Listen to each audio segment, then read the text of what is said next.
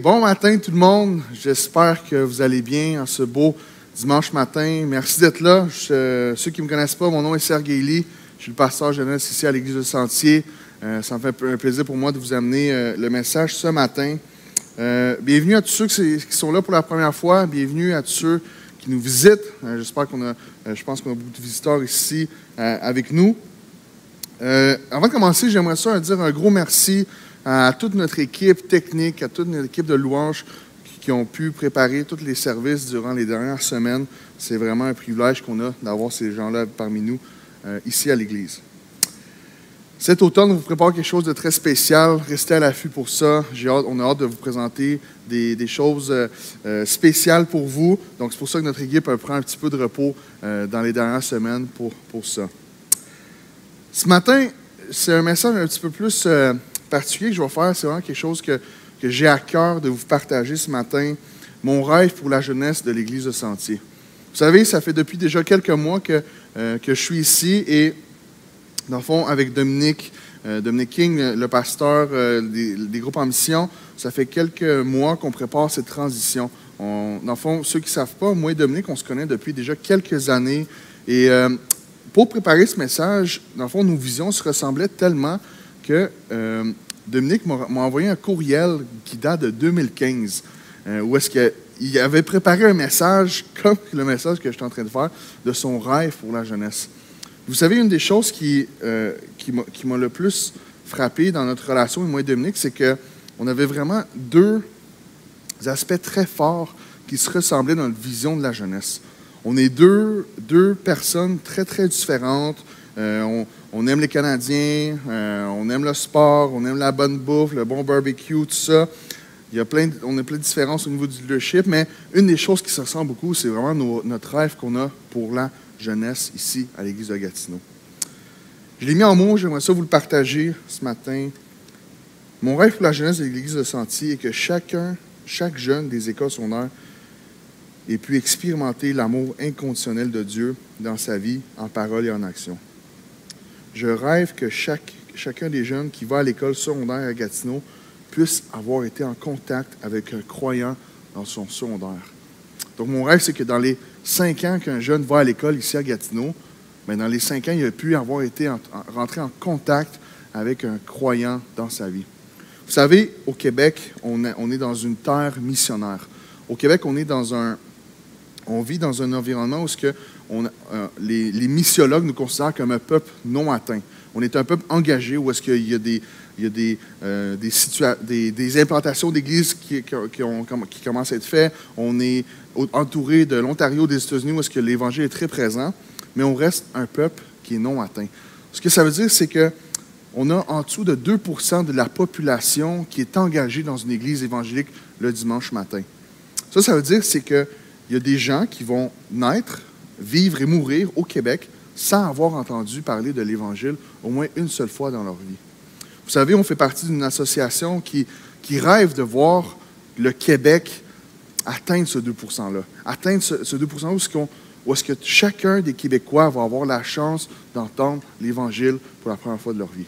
Nous, notre part ici à Gatineau, ce qu'on veut faire, c'est que la jeunesse puisse jouer un rôle primordial là-dedans. Et donc, on rêve que chacun des jeunes puisse entendre parler de l'Évangile en parole et en action. Ce matin, j'aimerais vous partager ma vision, mon rêve ici à Gatineau. Mais avant de commencer, j'aimerais ça vous partager des statistiques qui ont été faites par le Fuller Youth Institute aux États-Unis.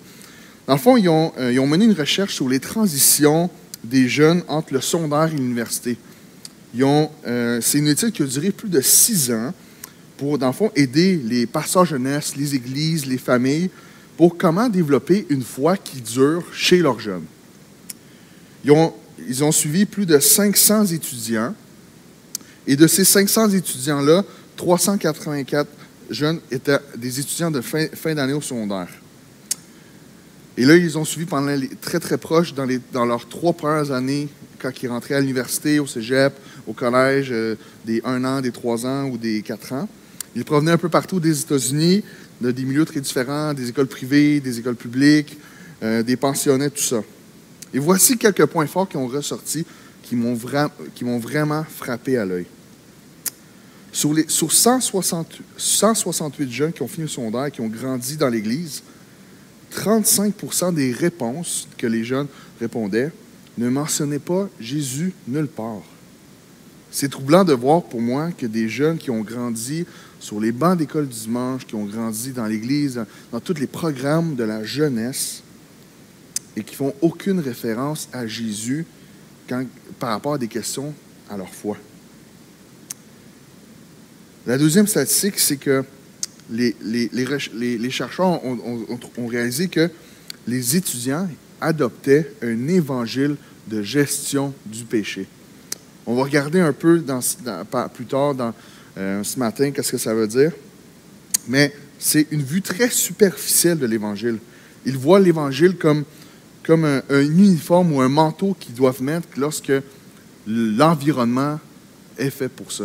Lorsque je vais aller à l'église, lorsque je vais aller avec des soupers avec mes parents, chez les membres d'une famille chrétienne, je vais mettre mon manteau de l'Évangile, je vais mettre mon manteau du bon croyant. Mais vous savez, c'est une des raisons, c'est qu'ils voient la foi et la vie chrétienne comme une liste de choses à faire et à ne pas faire. Mais vous savez, les jeunes ne prennent pas cette conception de l'Évangile par hasard. Ils se font influencer par ces choses-là, par les gens qui les entourent, leurs parents, les leaders, les autres adultes dans leur vie. Une autre statistique frappante, 40 à 50% des jeunes qui ont grandi dans l'église locale délaissent la foi dans les 3 premières années du cégep ou de l'université. La prochaine statistique, c'est que les programmes de jeunesse sont importants, mais ce qui fait la plus grande différence dans la vie des ados, c'est les relations avec les adultes dans l'Église, autres que leurs parents. Ensuite, la recherche démontre que les églises et les familles pensent que leurs jeunes sont prêts à affronter les défis que la vie d'adulte va arriver, mais les études montrent que les jeunes ne se sentent vraiment pas prêts pour affronter ces grosses questions de la vie-là.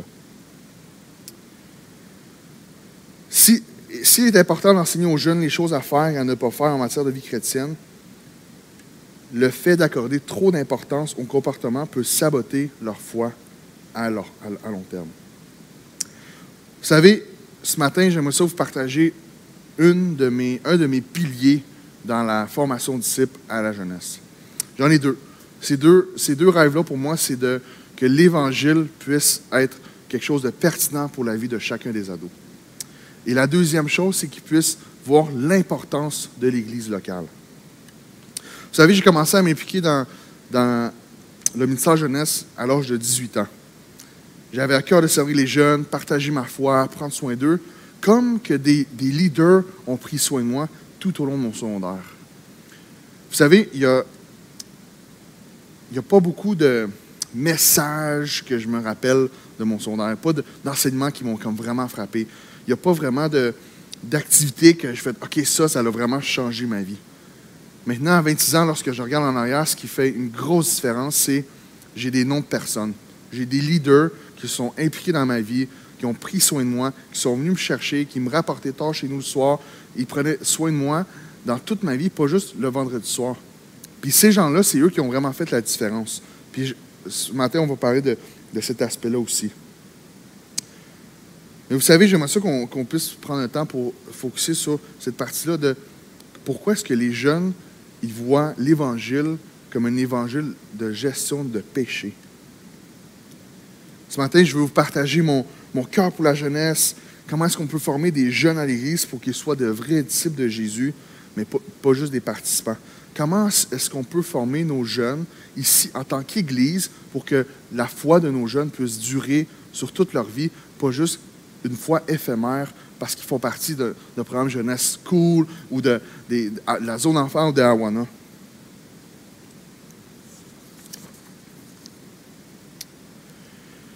Je me suis fait baptiser lorsque j'avais 15 ans. Puis je crois pour moi c'était une décision sincère de suivre Dieu et que la bonne nouvelle de Jésus-Christ était une bonne nouvelle pour moi. Par contre, c'est seulement vers l'âge de 18, 19 ans que j'ai vraiment saisi le plein sens de l'Évangile de Jésus dans ma vie. Pas seulement comme une bonne nouvelle pour moi qui me sauvait de mes péchés dans le passé ou qui me donnait une porte de sortie dans la vie éternelle pour le futur, mais vraiment que l'Évangile fasse un sens et une différence dans mon quotidien à tous les jours. Vous savez, ça fait des années que je fais des recherches sur le ministère jeunesse dans l'Église locale, ou le ministère jeunesse dans la croissance de nos adolescents et de nos jeunes adultes. Et j'essaie toujours de trouver les meilleures techniques, ou j'essaie vraiment de toujours suivre, d'être pertinent pour les jeunes et de vraiment porter attention à ce qui se passe. Vous savez, j'ai étudié en marketing et puis pour moi, c'est très... je suis très sensible à tout ce qui se passe sur les réseaux sociaux, sur toute la psychologie en arrière de tout ce qu'on fait. Et pour moi, c'est le plus beau message qu'on peut avoir quand même dans toute la... Comment je dirais? Dans tout le monde entier, c'est vraiment la différence que l'Évangile fait au quotidien dans nos vies. Donc, l'Évangile que nous prêchons souvent est un évangile de la gestion du péché, mais comment est-ce qu'on fait pour prêcher un évangile de la grâce? Je crois que maladroitement, nous enseignons aux jeunes à agir comme des croyants, à cocher la checklist du bon chrétien, au lieu de les diriger vers l'évangile de la grâce. L'authenticité est l'une des valeurs les plus importantes chez nos adolescents. Et vous savez, le nombre d'histoires que j'ai entendues dans ma vie, où est-ce que même moi j'ai été témoin, où est-ce qu'il y avait une grosse chicane à la maison, le dimanche matin, parce que là, on essayait vraiment fort d'arriver à l'église à temps. Les parents se chicanaient dans l'auto. On arrive à l'église, on ferme l'auto, puis là, la paix, puis tout va bien. Puis là, les enfants sont comme, ouais, mais comment est-ce que vous faites pour comme... Là, vous rentrez dans l'église, puis vous faites comme si tout est correct. On appelle ça des chrétiens du dimanche dans mon temps. Peut-être que c'est encore le cas aujourd'hui. Mais souvent, les gens autour de nous vont percevoir le christianisme, surtout nos enfants et nos adolescents, un christianisme trop souvent perçu comme une liste de choses à faire et être plutôt que la foi qu'on place en Jésus, quand nous ne sommes pas capables de remplir cette liste de choses à faire. On essaie vraiment d'être la meilleure personne possible. On essaie de lire notre Bible à tous les jours, de prier à tous les jours, de prier avant les repas, de ne pas faire de péché, être une bonne personne à l'école, tout ça. Mais plus le temps avance, plus ça devient de plus en plus lourd. On montre aux jeunes comment gérer leurs péchés à la place de les diriger vers la croix.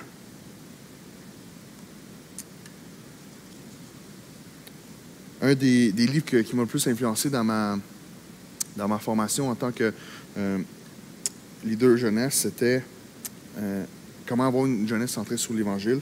Puis il a dit une phrase ça m'a vraiment parlé.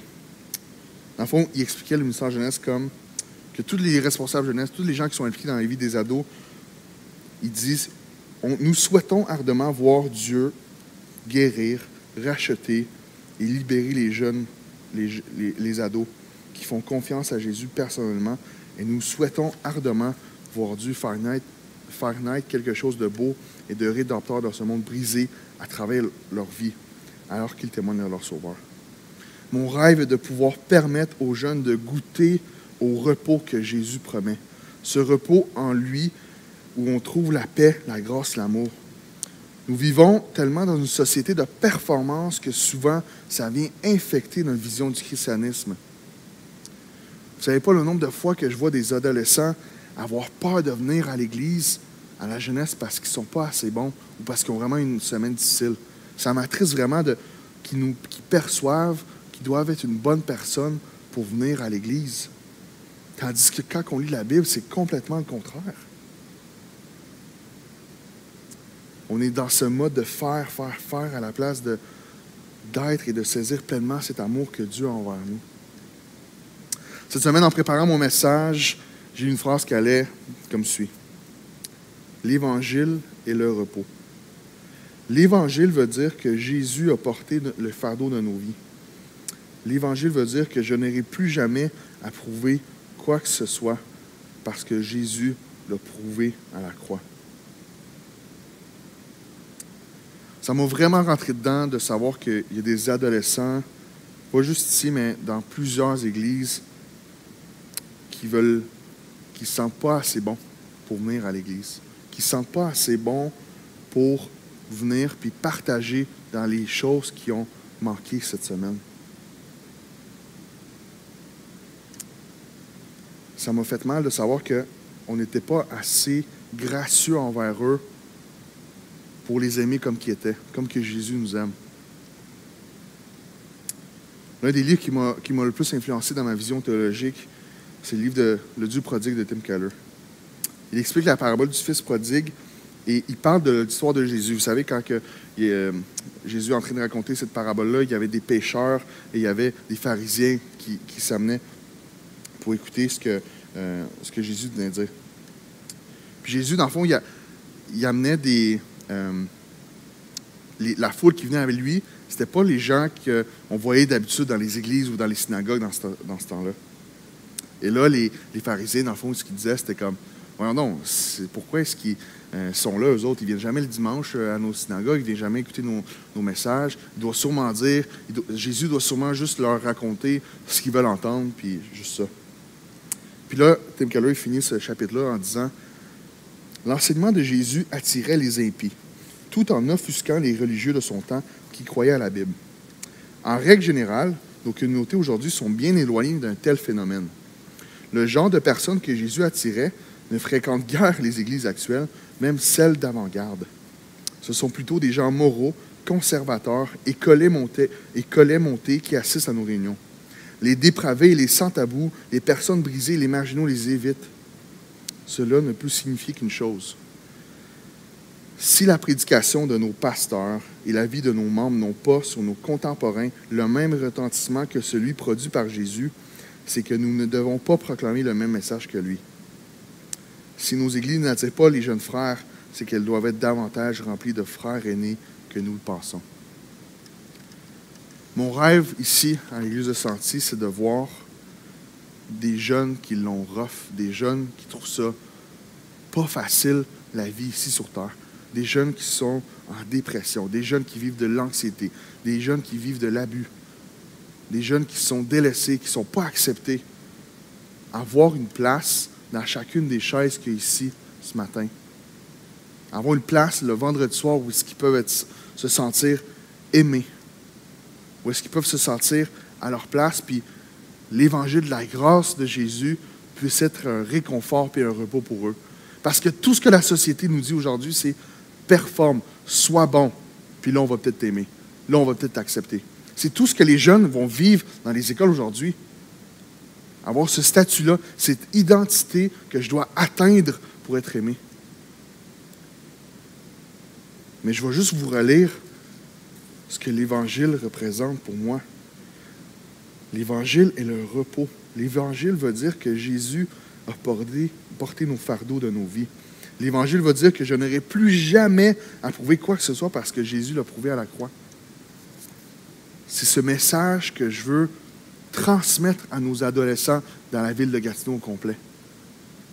Que la performance, ça ne revient pas à eux, mais que la performance, Jésus l'a accomplie à la croix. Puis que c'est par amour que Dieu nous permet de les aimer puis de pouvoir les transformer. Puis ce matin, si je vous partage ça, c'est que, dans un sens, c'est que je veux me garder redevable à vous, l'Assemblée. Je veux me garder redevable à vous pour que vous puissiez être des témoins de ce rêve-là que la jeunesse a. Puis que vous puissiez me garder redevable à ce rêve que l'Évangile de la grâce puisse être prêché en parole et en action à la jeunesse. Que chacun des jeunes qui rentrent dans notre Église ici puisse se sentir aimé, accepté. Pas parce qu'ils sont bons puis parce qu'ils sont capables de faire plein de choses, mais parce que Jésus les a aimés, puis c'est à travers cet amour-là qu'on a pour eux qu'on puisse les aimer aussi. Donc ça, c'est un de mes premiers piliers, prêcher l'Évangile de la grâce à nos jeunes. Mon deuxième pilier pour la jeunesse, c'est l'importance de l'Église locale. Vous savez, ça m'a vraiment frappé dans les dernières années la façon qu'on faisait l'Église, je pense, pour les adolescents. Il y a vraiment une tension entre on doit faire quelque chose pour les ados spécifiquement pour eux, mais aussi l'Église doit les accueillir dans un sens. Et lorsque je réfléchissais un peu comment est-ce que nos adolescents grandissaient dans l'Église ou dans les églises au Québec et même aux États-Unis, nos adolescents souvent étaient en silo dans l'Église. Les jeunes grandissaient en silo dans leur propre coin. Il y avait leur propre leader, il y avait leur propre programmation. Ils grandissaient ça à partir de la pouponnière. De la pouponnière jusqu'à la fin de leur secondaire, ils étaient en silo dans l'Église. Et vous savez, je pense, je ne suis pas le premier qui entend ça, mais quand on lit, ici on est dans la grande salle, puis souvent les jeunes vont référer la grande salle comme le dimanche matin comme l'église des grands, l'église de papa puis maman. Et vous savez, quand je regarde les statistiques et les faits, pourquoi est-ce que les jeunes délaissent la foi? 50% des jeunes délaissent la foi dans leurs trois premières années au cégep à l'université. Je me dis, ça doit avoir un effet de cette transition-là quand que la jeunesse finit. Vous savez, je pense qu'une des corrélations que, dans le fond, les chercheurs ont fait, c'est que les jeunes, lorsqu'ils graduaient de la jeunesse, ils graduaient de l'Église. Et je ne pense pas qu'on doit rester surpris de voir nos jeunes adultes quitter les églises locales lorsqu'ils ont passé toute leur vie en silo dans l'Église. Comme j'ai dit plus tôt, ce qui a changé ma vie à l'adolescence, c'est pas un programme, c'est pas un enseignement, c'est pas les jeux qu'on faisait à la jeunesse, mais c'était vraiment les gens qui étaient impliqués dans ma vie. Les gens qui avaient un impact dans ma vie autre que mes parents, des adultes qui portaient une attention spécifique à moi. Puis là, j'aimerais ça aussi m'adresser aux jeunes ce matin. Ce matin, j'aimerais ça, comment je dirais, vous encourager où est-ce que vous êtes en ce moment. Quand on est jeune, souvent, c'est dur pour nous de nous intégrer dans l'Église parce que souvent, il n'y a pas beaucoup de place, puis c'est intimidant, puis c'est dur. Puis on a toujours cette excuse-là, je suis trop jeune, je suis trop jeune, je suis trop jeune. Moi, c'est quelque chose que je me répétais souvent, mais il y a un verset dans la Bible qui m'a vraiment aidé à comprendre mon rôle en tant que jeune dans une Église. Là, c'est dans 1 Timothée 4,12, lorsque Paul exhorte Timothée, parce que Timothée, il était intimidé par les anciens dans l'Église, par le conseil, par les critiques, par les gens. Mais Paul, il connaissait sa situation, puis il a dit que personne ne méprise pour ton jeune âge, que personne ne méprise ta jeunesse. Et là, les ados font comme « Ah, c'est bon, que personne ne méprise ma jeunesse, là, tu sais. » Mais là, on oublie souvent de lire la deuxième partie, c'est « Mais efforce-toi d'être un modèle pour les croyants par tes paroles, ta conduite, ton amour, ta foi et ta pureté. » Je ne pense pas qu'il y a d'âge pour être un modèle pour les autres croyants. Je ne pense pas qu'il y a d'âge pour être un modèle par nos paroles, par notre conduite, par notre amour, par notre foi et notre pureté. Il n'y a pas d'âge pour ça. Puis j'encourage vraiment chacun des adolescents qui nous écoutent en ce moment de comment est-ce qu'on peut être un modèle dans où est-ce que vous êtes en ce moment. Comment est-ce que vous pouvez être un modèle qui va peut-être encourager puis aider un autre croyant dans l'Église en ce moment. J'aimerais vous partager les 5 facteurs qui aident les jeunes à développer une foi qui dure dans l'Église locale, puis comment que ça peut être les aider à développer une foi qui dure. Le premier facteur, c'est participer et être impliqué lors des services du dimanche matin. Lorsque les jeunes, les adolescents, s'impliquent et participent le dimanche matin, ça a un impact direct sur leur maturité spirituelle. Le deuxième facteur, c'est plus les jeunes s'impliquent auprès des plus jeunes et développent une relation avec eux, plus ça les aide à développer une foi qui dure puis une maturité spirituelle. Ça, ce message-là, c'est pour les adolescents. Je vous encourage à aller voir Marie-André et d'aller demander et de dire comment est-ce que je peux t'aider à la zone enfant. Je suis sûr que Marie-André va être très contente de vous voir venir vous impliquer et l'aider. Le troisième facteur, c'est plus les jeunes s'impliquent. Excusez-moi. Le troisième point, c'est le support des adultes auprès des jeunes. En tant qu'équipe de recherche, c'était pas surprenant de voir que la source, excusez-moi, dans le fond, il y a 5 principales sources de soutien dans la vie de nos adolescents ici à l'Église. On a les adultes de la congrégation, les parents, les leaders jeunesse, les amis du groupe des jeunes, puis les amis à l'extérieur de ce groupe de jeunes.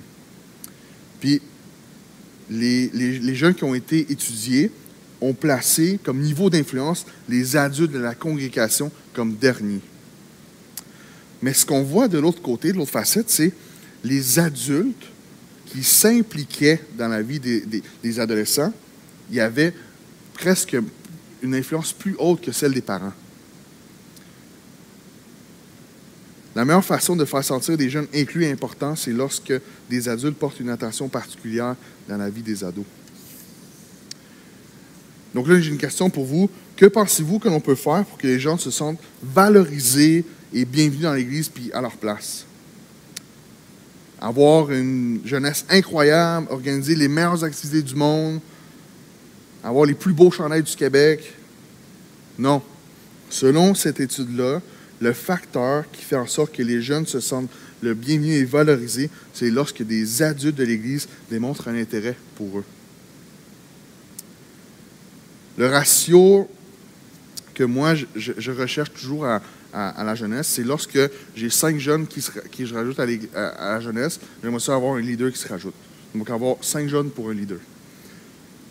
Mais là, ce que cette recherche-là dit, c'est lorsqu'il y a 5 adultes pour un jeune. Donc là, par exemple, en ce moment, à la jeunesse, on a peut-être une 60aine de jeunes. Là, on fait le calcul bien vite. Là, excusez, je ne suis pas très bon en maths, j'ai ma calculatrice ici. C'est ce que j'ai dit, 60 fois 5.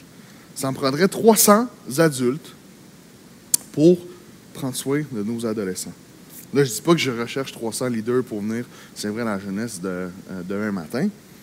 Mais ce que je dis par là, c'est que c'est 5 adultes spécifiques dans la vie de chacun des adolescents, en dehors de la jeunesse, en dehors du vendredi soir, qui ont un impact, puis qui rajoutent une influence dans chacun de ces ados-là. Vous savez, je veux vous encourager ce matin à faire que notre église locale puisse pas juste être une église de papa puis maman, puis l'église des grands. Je rêve que notre église ici soit remplie d'ados, pas juste parce que les parents les ont forcés, mais parce qu'ils ont vraiment un désir d'être là, de louer Dieu et d'entendre la parole de Dieu. Je prie que ces adolescents-là puissent développer une foi qui dure pour toute leur vie, mais les années les plus importantes, c'est à l'adolescence. Puis, je pense que les seules fois qu'on a une salle remplie d'adolescents, c'est le vendredi soir ou lorsqu'il y a des choses spéciales qui se passent, des dimanches jeunesse. Je prie que ces dimanches jeunesse-là ne deviennent pas juste des dimanches jeunesse, ponctuels, mais que ça puisse faire partie d'une culture d'église, que les jeunes fassent partie de l'église des grands. Que l'église de Sentier ne soit pas reconnue pour juste l'église des grands, mais une église où il y a des jeunes qui sont partout. Mais ça, des fois, ça prend un coût, ça coûte un prix. Ça coûte un prix d'avoir des ados qui s'impliquent partout.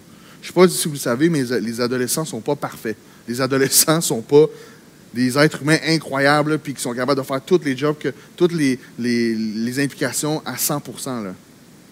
Vous savez, lorsque je suis allé, avant de venir ici, j'étais au McDo, puis je me suis commandé quelque chose, puis le jeune, il y avait une petite étiquette en formation. Il a fait 3 erreurs dans ma commande. C'est fâchant, c'est triste, c'est rough, mais le fait qu'il est en formation sur son tag, je me suis dit, il est en formation, OK, on va lui donner une chance. T'sais. Mais c'est un peu cette approche-là que j'aimerais que le prix qu'il faut qu'on paye, c'est d'avoir ces jeunes-là en formation dans notre milieu ici. Je suis toujours surpris lorsque je vais au camp des boulots et que je vois que tout le camp roule sur des ados. Sincèrement, ça me rend vraiment fier en tant que pasteur jeunesse de voir nos ados s'impliquer et faire une différence dans le camp. Mais je me dis aussi, mais qu'est-ce qu'ils font pendant l'année, ces ados-là? Je les vois vraiment travailler comme vraiment fort puis vraiment bien. Mais là, quand c'est l'année, c'est comme, mais qu'est-ce qui se passe? Mais moi, je veux aussi, ce matin, me rendre devant vous, où est-ce que je veux être un défenseur de ces jeunes-là?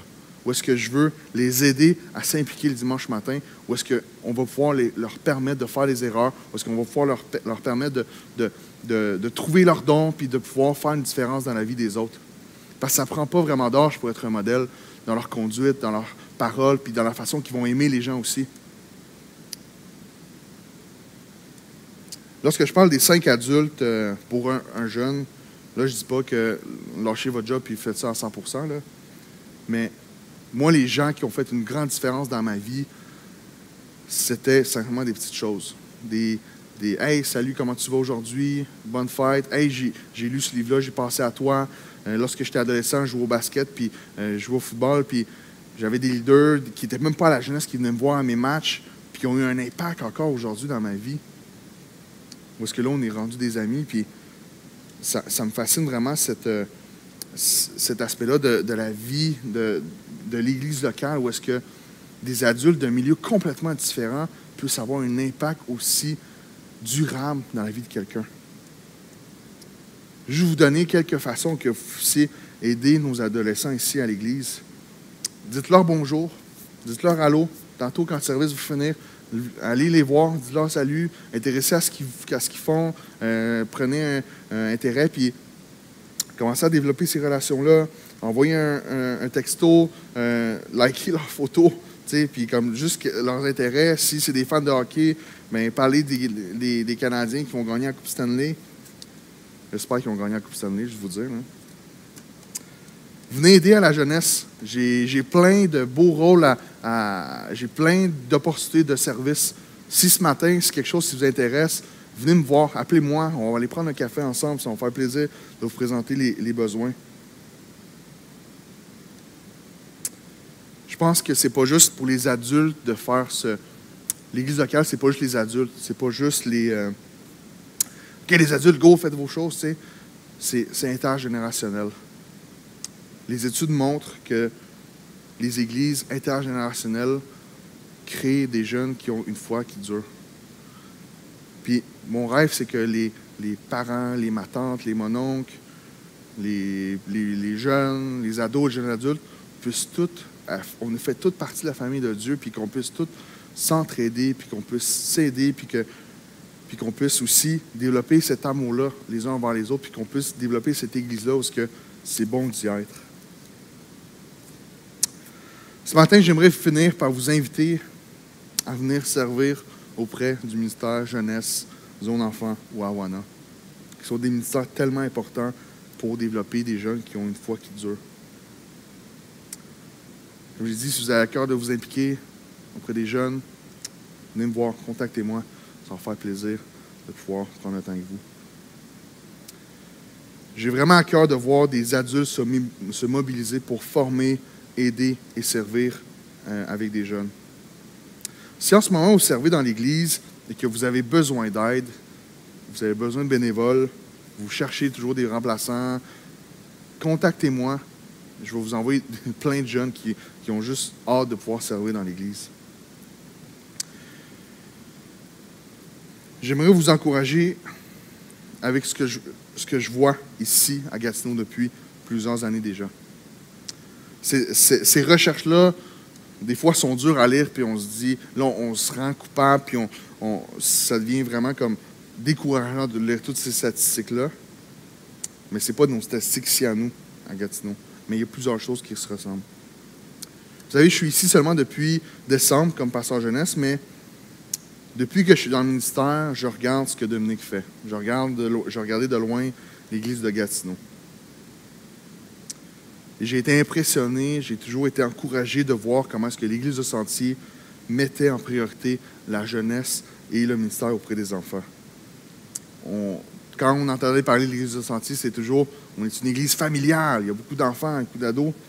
Puis ça paraît pas juste dans le nombre, mais ça paraît dans comment est-ce qu'on veut prendre soin de ces gens-là, de ces enfants-là, de ces familles-là.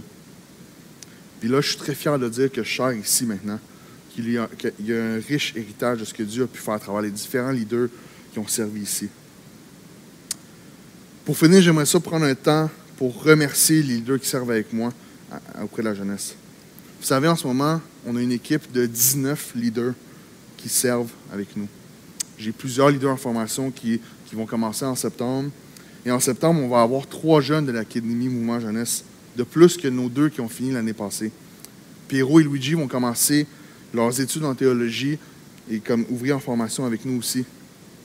Puis c'est vraiment une grâce de Dieu d'avoir ça parmi nous. Puis j'aimerais ça qu'on remercie Dieu d'avoir des gens qui s'impliquent dans la vie de tous ces leaders-là, dans la vie de tous ces ouvriers en formation-là, et qu'on puisse continuer à prier que Dieu puisse envoyer des ouvriers, puisse envoyer des leaders pour servir cette belle génération de jeunes-là. Prions ensemble pour que Dieu puisse continuer son œuvre ici, que de plus en plus de jeunes puissent goûter à l'Évangile en parole et en action dans la belle ville de Gatineau. Prions ensemble.